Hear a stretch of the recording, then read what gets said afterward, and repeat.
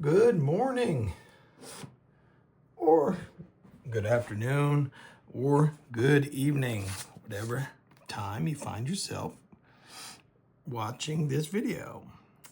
We are back in the USA, at least USA made knives. Last few knives I've done have been USA companies, but with Chinese manufacturer. This is a Kershaw Leek. Been eyeing a Leek for a long time. It is, I mean, if we are being fair, look at the shape, the blade shape. Now, some have called this a Tanto blade, and I don't agree. I think there may be a Leek that has a different point, but you know, this is more of a plunging drop point. But in a Warncliffe sort of hybrid, this knife was designed by Ken Onion, famous knife maker or knife designer. So you know, we'll kind of get into it. Being a little lazy here, we can see this is the Leek 1660 CKTX. It's 7 inches overall with a 3-inch blade, 4-inch handle.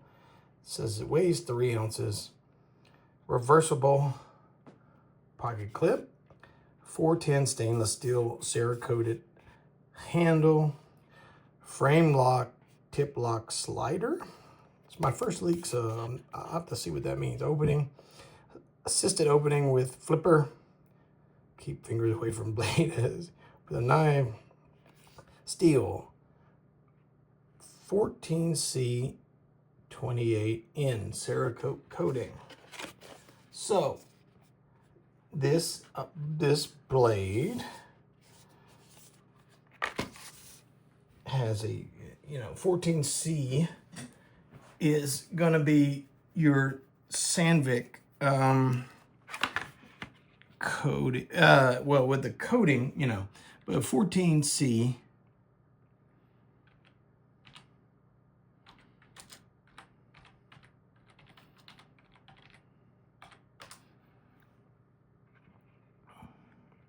This particular blade steel, it's a high-end blade steel. So what can we say about it? It's is developed in Sweden. It's got that particular type of steel compared to other Kershaws, especially, has very good blade retention. It is very resistant to corrosion, which, I kind of chuckle when I see the type of steel, and then you have this this coating on here, which to me it's not necessarily it's kind of a redundancy, that you don't need, but well, that's kind of dealer's choice, I guess.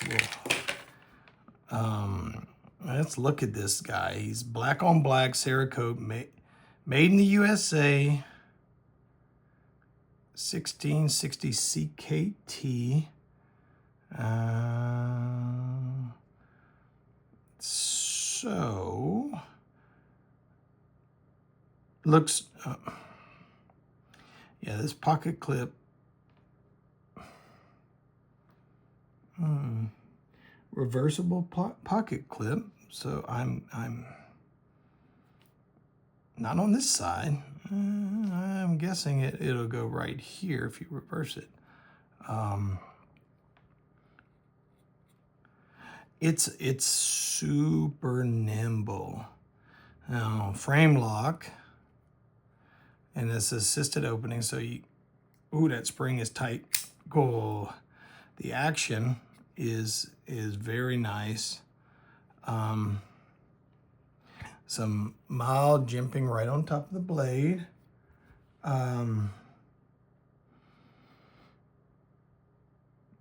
Lanyard hole, frame lock, as we said. Ergonomics, no hot spots at all. super thin design. I mean, it's 1/4 of an inch thick. So, you know, I I like to think of a leek sort of like a gentleman's knife in a way.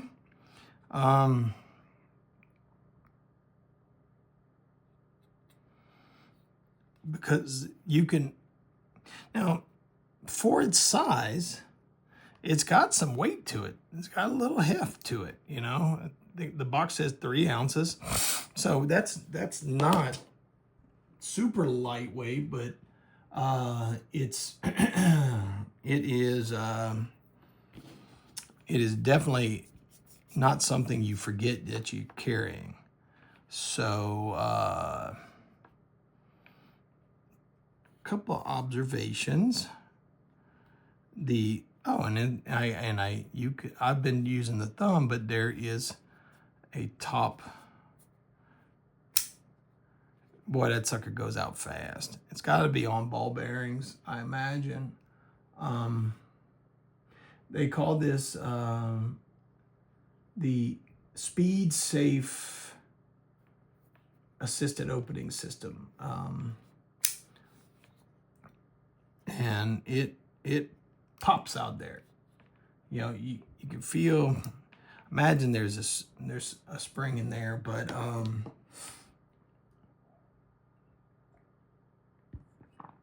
this guy is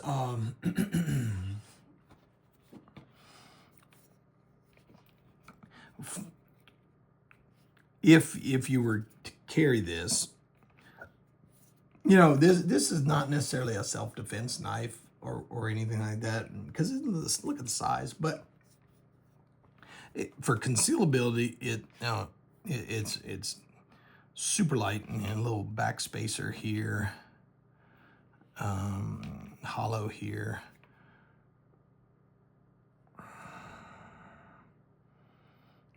Yeah.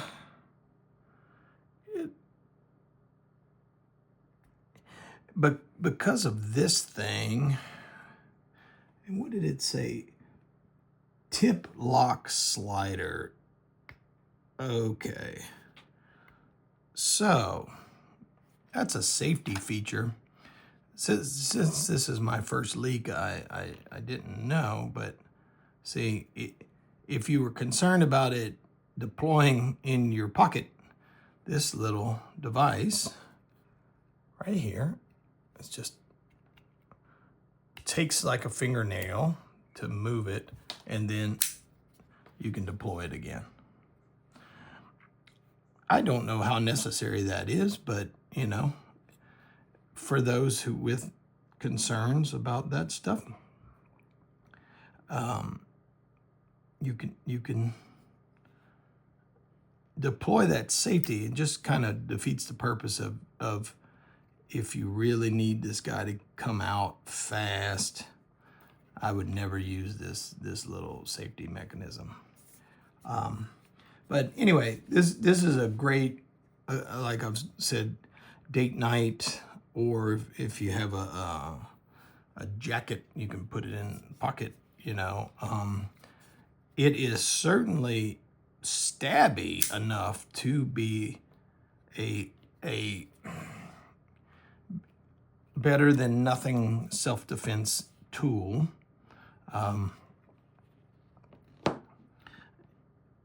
Very slim profile, but if you look at the penetration potential for this guy is absolutely immense.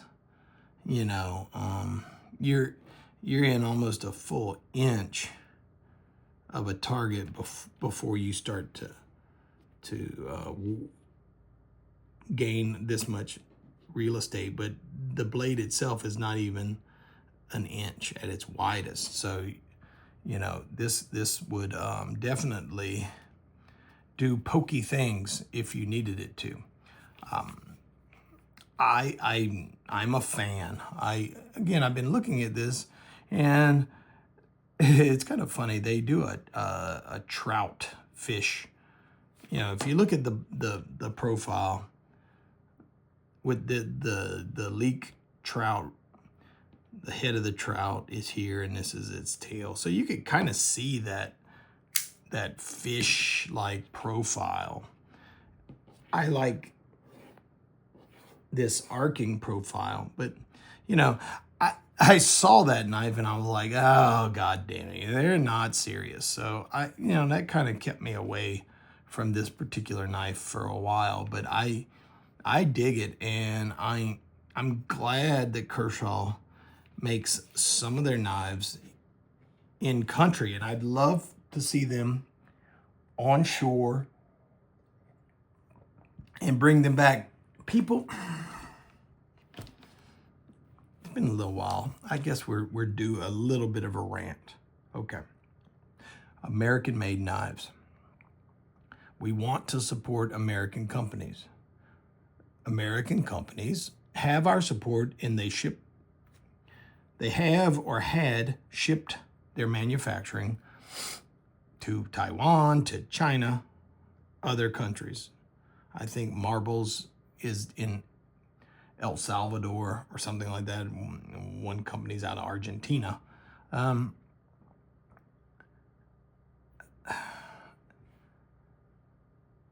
If you watch the news, if you pay attention to things like that, the idea going around now in America, if you're from another country, let me know where you're from. Happy to make new friends. But in America, the idea is we, for the sake of cheap consumerism or cheap goods, we shipped our manufacturing offshore to other places. And consequently, companies let their profit and their sales sheet dictate their manufacturing practices, etc. People would look the other way for whatever product X is.